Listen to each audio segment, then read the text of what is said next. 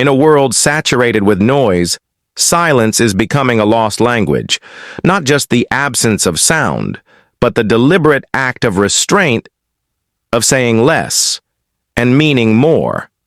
The Stoics understood this. To them, speech was not a tool for domination, but a mirror reflecting the mind's discipline. This is the story of why saying less often says more. The lost art of silence, the Stoic practice of minimal speech. We live in a time where silence feels unnatural, where opinions are published before they're formed, and conversations compete rather than connect. We fear silence. We fill it with idle talk, nervous laughter, background music, and endless scrolling. But the Stoics, ancient philosophers like Epictetus, Seneca, and Marcus Aurelius, warned against this compulsion.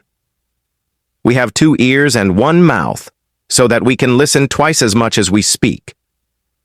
To the Stoic mind, speech without purpose is noise, and noise is a distraction from virtue. To speak less was not merely a habit, it was a discipline. Seneca wrote, "Speech is the mirror of the mind, and a man's words can show his soul." They believed that every word should serve a function, either to teach, to encourage, or to express truth. Anything else was vanity. This wasn't silence out of fear, it was silence out of strength. To withhold commentary, to resist the urge to interrupt, to speak only when words serve the good. This was the practice. In Stoicism, silence is not passivity. It is presence. It is control. It is knowing that your thoughts are not owed to the world simply because they exist. Minimal speech reflects maximal thought. When we speak less, we observe more. We listen more. We become more deliberate in action, more patient in judgment. Marcus Aurelius, perhaps the most powerful man of his time, wrote extensively about restraint. Yet his meditations were never meant to be heard or only to be understood. This ancient practice has modern relevance. In negotiations, silence unsettles.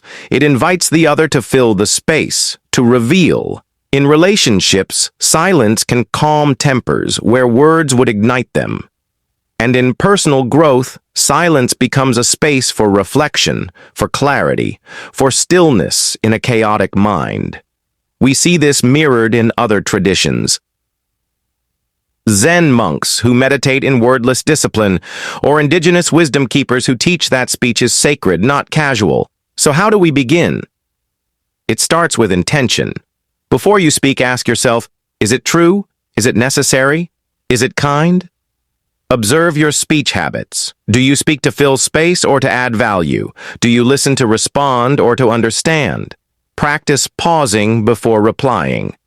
Let silence be your first instinct, not your last resort.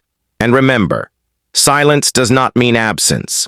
It is presence without noise. It is strength without display. In mastering silence, we begin to master ourselves. We learn that wisdom often enters not through the mouth, but through the space it leaves behind. The Stoics did not preach muteness. They practiced measured speech, where every word was a choice, a tool, a reflection. In a loud world, silence is rebellion. It is elegance, and perhaps it is the truest voice of all. Fade out to black. Soft ambient music continues briefly. I'll let silence be your general rule, or say only what is necessary and in few words. Thanks for watching. Don't forget like, share, comment, and subscribe.